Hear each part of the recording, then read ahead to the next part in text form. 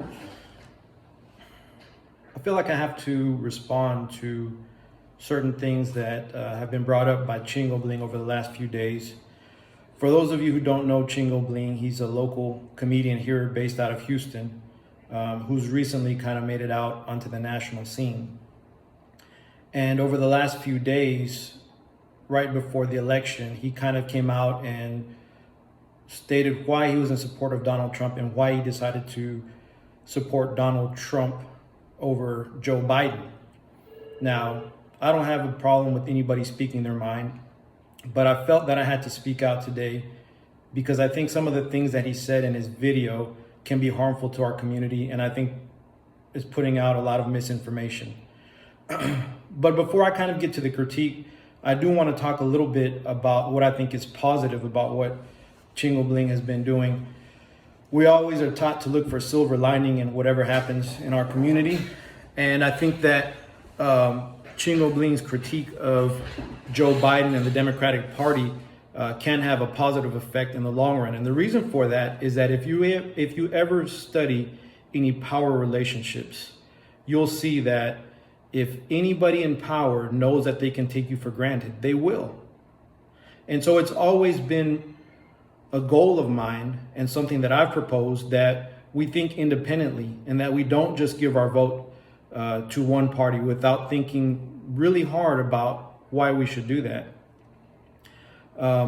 Having an independent mindset and having an independent way of voting without being bound to any parties, I think is going to help our community, because for those that have taken us for granted in the past, they may understand that they can't do that anymore. And they may understand that they may have to cater to our policies, not just the type of music that we like, but actually look at what benefits us and our community the next time that they're looking for our vote. So in a way, I think there is something positive that comes out of what Chingo Bling is doing. But I think that the negativity of choosing a candidate like Donald Trump greatly outweighs any benefit in the way that it's coming down from him right now, at least. But I'll get to that in a little bit. I wanted to talk a little bit about something he says on his video where he declares his support for Donald Trump, and in other tweets and in other remarks that he's made. And it's this idea of this victim mentality, that somehow if you fight against injustice, that somehow if you don't take what's given to you, that if you stand up for your community, you're somehow a victim, or that you're victim-minded. And that's somehow supposed to convince you that people who fight for justice and who fight inequality, who stand up for their community, that somehow they're weak and that they're looking to be taken care of, and that we're somehow victims or victim-minded, when in reality, what that message is designed to do is to shut you up. If you listen to what he says at the very end of his video, he says, "We don't complain. We're too busy working." And that's exactly what they want you to do. They want you to shut your mouth and go back to work and never worry about what's going on in your community. They want you to see inequality in your schools, and they want you to be quiet, shut your mouth, and get back to work. That's what they've told us for centuries. And the key to that, the key to keeping that in place, is to convince you that if somebody stands up against that injustice, they're weak. They're weak-minded. They need help. That's not true. Now, I think everybody realizes in the here and now that our system, the system in which we live, needs a lot more work. But I can tell you also that 50 years ago, 60 years ago, 70 years ago, the system was a lot worse. And people stood up against the inequality that they saw in their communities.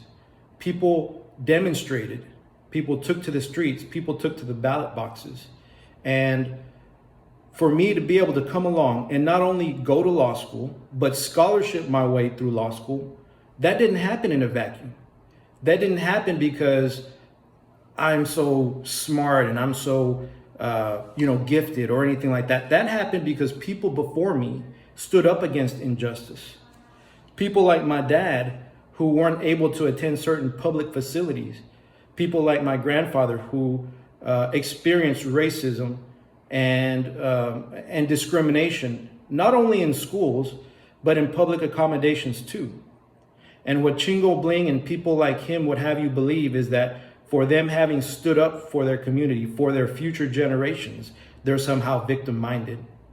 That's absurd. And it's a psychology that's very dangerous to our community, because what people like that would have you do is nothing. Shut your mouth. Get back to work. Don't worry about these inequalities. Don't worry about the difference in school funding between brown schools and white schools. Don't worry about our access to college education and to access to our own history in our schools. You just get back to work and shut your mouth. That's what this whole victim-minded mentality would have you do, or rather the way that they're attempting to portray people who stand up for their rights.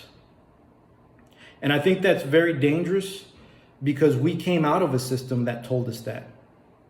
And you'll notice that as long as we do shut up, and as long as we do stay in our place, nothing is ever going to get better. So we talk about history, and we talk about those that came before us, like the LULAC generation, the GI Forum, La Raza Unida Party, Corky Gonzalez, and the Crusade for Justice, the Brown Berets. All of those are worthy of critique, no doubt. But all of those also helped to get us where we are. And all of those people didn't shut their mouth. And all of those people didn't get back to work without saying what they had to say.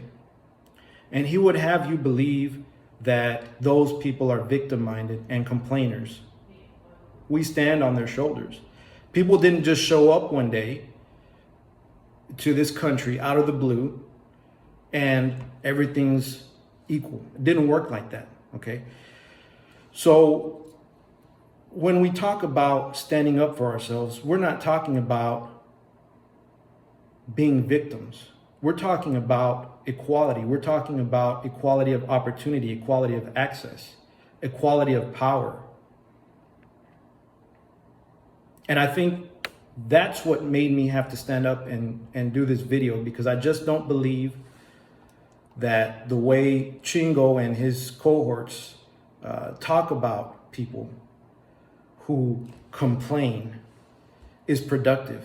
Those people that complain did what is necessary so that you could have the job that you have today. Now, it's easy enough to say, well, you know what? That's history. You know what? That happened in the past, and that doesn't affect me today. And if that's your mentality, if that's your attitude, that's fine. If you don't appreciate history and it just doesn't speak to you, that's up to you. Nothing can change that except for you. But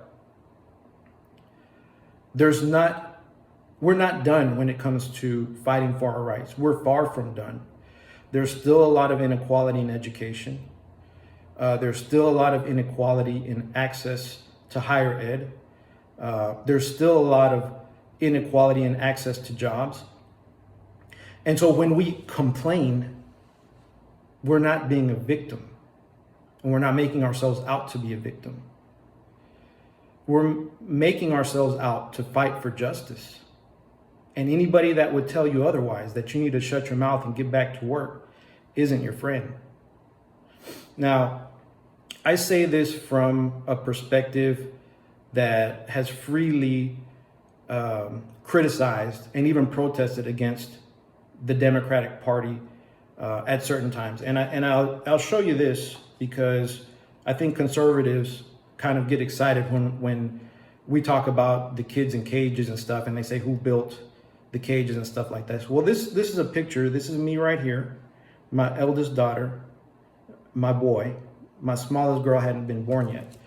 But we were protesting in front of Hutto while Obama was in office, because there were children being kept locked up with their parents. Now, what Trump did was different, okay? And you can say it's splitting hairs, and you may be right. the reason that I bring up this, and the reason that I tell you that I've done this before, and I've protested Democratic people and Democratic administrations before, is because it's important for you to know, it's important for everybody to know that we cannot be 100% loyal to any party. We have to stand up for what's right. We have to stand up for what's just. And in my opinion, the way that the Obama administration were housing these families, it just was wrong. And we had to do something about it. And you know what? Obama did change his policy to a certain extent. He did. Okay. Was it good enough? No. Was he the deporter in chief? Yes. Okay. And we have to understand and recognize that there is no party that is going to be our savior. I think I agree with that when Chingo Bling says that. But what I take issue with is his decision to support Donald Trump.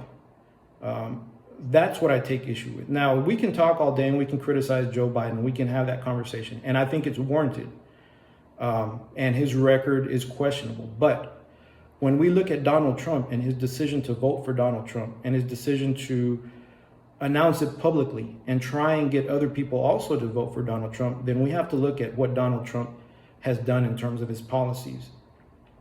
Number one, and he acknowledges this in his video, he called us rapists. He said Mexicans are rapists, and I assume some are good people. That's what he said. That's how he introduced himself.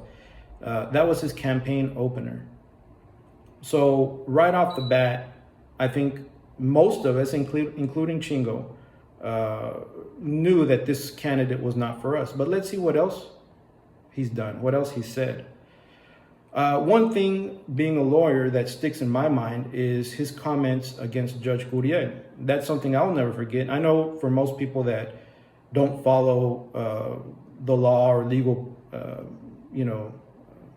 legal cases or jurisprudence, it may not be such a bad thing. But he said that Judge Curiel could not be an unbiased judge in his case because he's Mexican. Now, that's what he said. You can look it up. It's on the record. What does that mean, that he can't be unbiased? Well, as I've explained, being unbiased is a judge's stock in trade. And when somebody says that a judge can't be unbiased because he's Mexican, what he's saying is that that judge is incompetent because he's Mexican. And that's also something that stuck in my mind. Trump has tried to take away DACA, which would take the protections away from 600,000 people, more or less, who no longer have to worry about deportation. Trump has locked kids up in cages. Trump has appointed solidly white people to the federal benches. All of his policies, all of his rhetoric, everything that he's done points to an animosity against our community. And what does Chingo say about why we should support him? He says that jobs are what are more important than our own dignity, than access and inequality. That's his justification for voting for this man. Now, we can go on and on about other things that Trump has done. The wall, massive failure, massive policy failure, massive waste of money. All for what? So he can show that he's anti-immigrant, that he's anti-Mexican. And this is the man that Chingo Bling asks us to support. Now, I can understand totally not wanting to vote for Joe Biden. I understand that. Okay, there are some serious critiques about Joe Biden, but there are other options. The options are not just Biden or Trump. There's third parties. There's also the ability to withhold your vote if you're that disgusted by both parties. That's also a possibility. But what we don't do is we don't give our vote to a man that has treated our family, our cousins, our clients, our customers, people, our neighbors in this manner. We just don't do it. And I have to admit that his decision was personally disappointing for me because I liked his comedy. I went to his show over here in the Heights. And I can tell you that as of right now, I'll have nothing to do with any of his products, any of his songs, or any of his shows ever again. I hope that he really rethinks this. Now, I think the most disgusting thing that I saw in his video was his appeal to black people, basically to dislike immigration and to dislike immigrants. He told us on that video, if you're black, you probably don't want immigrants here. Now, if anybody else had said that, we'd be calling them racist. We'd be saying that they're race baiting, that they're out to engender hate between the races. So Chingo doesn't get a pass on that. He doesn't. Because when you're intentionally engendering hate between the so-called Latino and the so-called black man, then you're part of the problem. We need more unity, not less unity. So again, I feel like I had to speak out only because of I think the part of his messages that are the most dangerous can have some serious effects on our people. And I feel that if we do just shut up and work and fail to stand up for our rights, we're in for a problem. And I feel that if we do allow people to engender hatred between people of color, then we're in for a problem. So take it for what it's worth. I'm just a guy with an opinion, but it's not something that I could sit by and take without saying something. At least I can tell my children, the ones that came with me, and the one that we were expecting, at least I can tell them I said something.